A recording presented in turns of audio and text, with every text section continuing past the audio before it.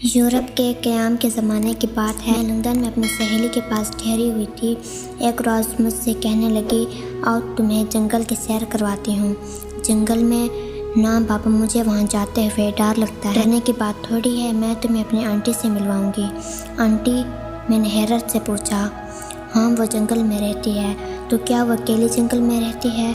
कुछ लोग और भी हैं, मगर वहाँ बहुत कम घर हैं। अच्छा।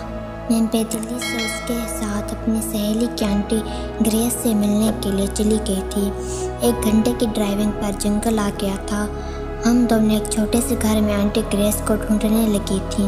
वो बावर्ची खाने में चाय का एहतमाम कर रही थी। शायद उन्हें हमारी आमद की इत्तला मिल चुकी थी। वो खुशी खुशी बावर्ची खाना से निकलकर हम दोनों से मिली। आंटी ग्रेस, ये मेरी दोस्त पाकिस्तान से आई है। वेलकम माय डार्लिंग, उन्होंने मेरा माथा चूमते हुए कहा। हम दोनों उस वक्त में बैठी थीं। आंटी ग्रेस चाय पका कर ले आई थीं। साथ चॉकलेट और बिस्कुट भी थे। चाय पीते हुए मैंने सारे घर का जायज़ा लेना शुरू कर दिया था। सुनसान घर, और वो भी इस घने जंगल में 3-4 घरों में से एक था। कुछ फासले पर 3-4 घर और भी थे। अक्सर शिकारी वहाँ आकर ठहरते थे। इन घरों में सिवाय चौकीदारों के और कोई नहीं रहता था, मगर ये बूढ़ी खातून इतनी बहादुर थी कि वो अकेली इस घर में रह रही थी।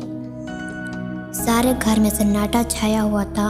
मुझसे रहा नहीं गया और मैंने पूछ ही लिया था, आंटी आप अकेली इस घर में रहती हैं? बच्चे नहीं हैं क्या? बच्चे तो हैं। अच्छा, तो किधर हैं? उनकी शादियां हो चुकी हैं, अपने अपने घरों में मसरूफ़ हैं, कभी कभार आ जाते हैं। मैं उस वक्त बहुत खौफज़दा हो रही थी तो उनसे पूछ बैठी थी, आंटी आपको अकेले घर में डर नहीं लगता? मेरा मतलब ये है कि शहर में घर होता तो अकेले रहने में कोई कबाहत नहीं थी, मगर यूँ अकेले रहना तो बहुत मुश्किल है। मैं अकेली तो नहीं रहती, बहुत से लोग मेरे साथ रहते हैं। चाय पीने के बाद वो हमें बरामदे में ले गई थी। कमरे से एक सीटी उठा रही थी और सीटी को बजाना शुरू कर दिया था। अभी चंद ही लम्हे गुजरे होंगे तो बहुत सारे परिंदे आकर उनके कंधों पर बैठ गए। रंगारंग के खूबसूरत परिंदे थे। वो मुस्कुराई और बताने लगी, ये मेरे साथी हैं, मेरे साथ खाना खाते हैं, मैं इनसे बातें करती हूँ। देखा, ढेर सारे बच्चे हैं। वो एक परिंदे के मुंह को चूमती हुई बता रही थी। मैं हैरान सी आंटी ग्रेस को देख रही थी जो उन परिंदों के साथ खुश-खराम दिखाई दे रही थी। मेरी हैरानगी को देखते हुए वो मुझसे गोया हुई, न सिर्फ परिंदे मेरे बच्चे हैं बल्कि 2 बिल्लियाँ और 2 कुत्ते भी हैं। मैं परेशान हो गई थी, पूछ ही ना सकी थी इस घने जंगल में अकेले रहना, और वो बूढ़ी खातून का। ये बात मेरे लिए बहुत हैरान कुन थी। परिंदों को अपनी औलाद बनाया हुआ था। आंटी ग्रेस ने 2 बिल्लियों को बुलाया और वो चुपचाप आकर उनके करीब बैठ गई थीं। कुत्ते उस वक्त घूम फिर रहे थे। आंटी ये जानवर जिन कुत्ते और बिल्लियाँ आपस में लड़ाई नहीं करते, मेरी बात का जवाब देते हुए बताने लगी, पहले तो इनकी लड़ाइयाँ होती थीं, मगर मैंने इनकी तरबियत करने में बड़ी मेहनत सर्फ की है।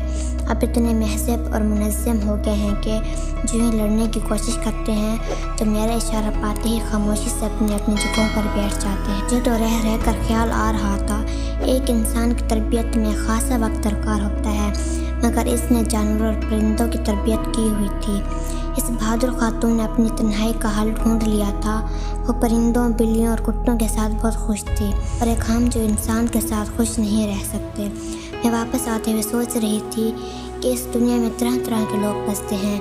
यह खुदा ही है जो इंसानों को जीने का मौका देता है।